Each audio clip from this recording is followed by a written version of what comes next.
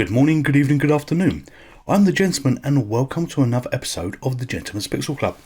The game that we are playing today is Outrun, and we're playing it on the Sega Mega Drive recreated on the MiSTer FPGA system.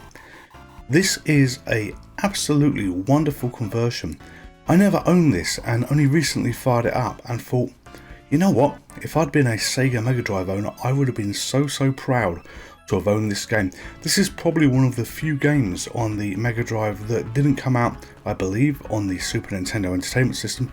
Obviously Nintendo and Sega were not brothers in arms these days as they are these days. You know, today you can see Sonic and Mario sharing games like Olympic games and stuff like that, but back then they were absolutely rivals, so this would never have appeared on a Nintendo. I fired this up and I was playing it and I thought, this is very close to the arcade, and what a thrilling, brilliant conversion of the arcade machine it is. It works so well. The memory muscle that you have from playing the arcade game seems to transfer very well to this, and I would go as far as to say, apart from the newer versions of Outrun, like Outrun 2 that was on the, I believe it came out on the PlayStation 3 for a while, it was on the Xbox, one of the early Xboxes. This is one of the best versions, the best conversions that you will see if you don't own the arcade machine. The object of the game is simple. If you don't know what Outrun is, you race along 5 stages of a track.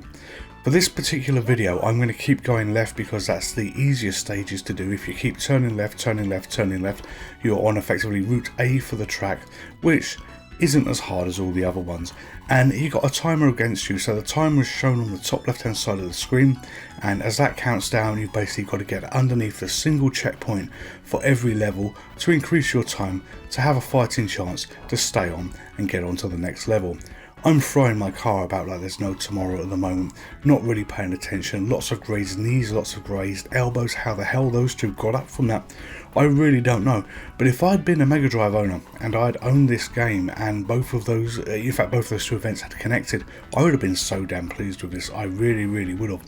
Arcade was one of the great machines that you saw back in the day. There was a sit-down version of it, there was a steering wheel version of it, both attached to the cabinet, and you know, phenomenally well. It did really well for itself, and this just brings out memories of the arcade. It oozes it. This isn't one of those rough arcade conversions, although there are some differences because there's going to be a slight twist in this video as we go on the journey.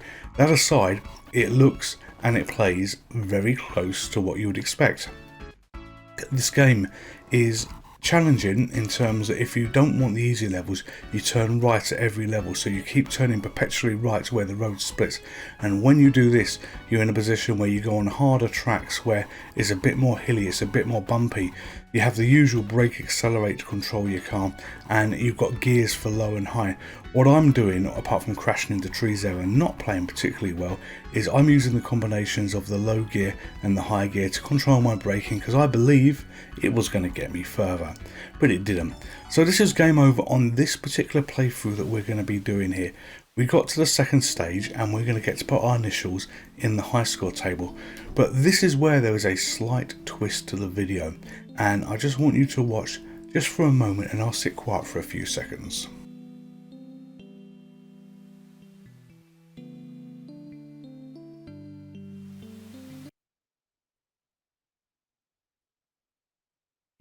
This is the twist. What we have done here is, through video editing, we have transitioned to a new version of this ROM on the Sega Mega Drive, and this is a hack of the original game, but the difference is they've taken the arcade colours of the actual machine and mapped them more closely to the actual ROM cartridge you're playing. So although the game is exactly the same, the levels are the same, the layout is the same in terms of what you would expect, what they've done is they've remapped the colours so you're playing a game that's a lot more accurate to what the arcade was than the official release for it. And if you don't believe me, wind back and have a look at this level on the beginning level that we did. This is a little different, it's a little bit brighter, it's a little bit more cheerful, and you also see it on the second level as well. If you recall, having just died on the second level where I did, well, my time ran out. That's not particularly death, but it was game over. A lot of the cars that you were racing against were pink. They were not in the original arcade machine, at least not on that particular level, in that position, and the remapping of the colours that's gone on here is bringing it much closer to the arcade machine. This game was already very close to the arcade machine, but this just adds a little bit more spice, a little bit more bling, and tips the balance. Consider this maybe a DX version of Outrun. It took me a while to spot what the differences were. It's been a while since I've played this. You know, I'm not an expert at this game, and when I had played it, I've been playing the new one, Outrun 2. But I think on reflection, they have actually done the job. You know, the pink cars are gone.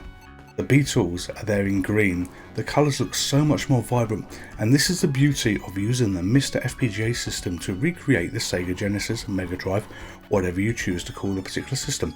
Both the same thing. You load the games in from the ROMs, and when you're loading them in from the ROMs, you can load these hacks, you can load these different versions of it. I downloaded a bunch of ROMs, not going to lie here, for the MiSTer FPGA, and to find these hacks in it were absolutely excellent, because you think, you know what, slightly different interpretation of the game, but it comes out really well.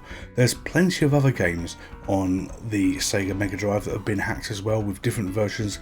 People obviously had a very good go at Sonic changing the main character multiple times for many different variations, but it's these little twists that you see, these little fun versions of the game that make it all the more worthwhile. And this is the beauty from when we were playing it on the original hardware back in the day to when we're playing it now. And while we're speaking of Outrun and colour changes, although we're not playing that particular version at the moment, it's worth mentioning the ZX Spectrum. I believe that years and years after that game was released, they found some very clever person was looking through the code and found a set of pokes that you could do, and you could change the game into a coloured version. And predominantly that was not a black and white game, but a monochrome game. Imagine lots of monochrome graphics with not very rich colours. It made it look a hideous mess, to be honest with you, and probably even more unplayable than what it was. But it doesn't matter, it was in the code to actually be able to flip from the black and white monochrome version to a colour version, and that is a really nice touch. And it makes you wonder, if you look at games across history, you look at games that we've experienced in our childhood or when we were young adults, how many other differences are there, how many hidden nuggets are there, how many hidden secrets are within these games yet to still be discovered. You know, you look at some of the Easter eggs that you find, they only come out years and years later when the programmers actually reveal them, because they've been that obscure, that hidden. And I bet you if you look across the breadth and width of everything that came out 20-30 years ago, there are still hundreds upon hundreds of secrets to be found, hundreds of secrets to be unveiled. And you know, maybe this is part of the journey through emulation, recreating the old hardware that we can be on. Not myself, because I don't have the skills to be able to do this, but those clever people that do, you know, this is part of it. I'm not doing too well on this level. You know, I was really pleased with how I did the first two levels, but I'll be honest, my hands were beginning to ache. I'm not using the steering wheel to control this, you know, I'm using this and those thumbsticks there, and regardless of everything that I've just knocked on the floor here in picking that up to show you, was not the ideal way to be using it. So yeah, a little disappointed in myself, my gameplay here, shooting along to try and get onto the next level. You know, maybe I will make it underneath the checkpoint, on which I do, but at this point, you know, my hands were aching. The colours are still rich, the colours are still vibrant on this level, but I'm spending more time thinking about my poor hands than what I am actually playing the game. I would have loved a steering wheel. If you notice, the avatar on the top left of the video has me holding the steering wheel. These change as we do these videos, these change as we go on this journey. I've got quite a few of these that I edit, that I change, that I swap the arms around, and you know, many different things they can hold. So you know, it's a little Easter egg in the videos. It means absolutely nothing, but do keep an eye on the graphics. Unlike the road here, you know, these two characters should be dead and buried the amount they've been thrown out this car. My driving has gone to absolute pot. I'm on level 4 of a 5-level race, effectively stage 4 of a 5-stage race, if we're going to use a correct terminology like we've got there. But I'm driving like absolute crap. You know, I'm just waiting for the next crash that happens here while the car bounces around. I'm surprised the car can even drive the amount of times that it's hit the road. And this is the mistake in my plan, because I'm using the gears to slow down while I keep my foot effectively on the accelerator and drop it from high down to low. I really should be braking, but I'm just trying to maximize my speed, get to the end of the level, and everything I hit, everything I touch clips and throws me about.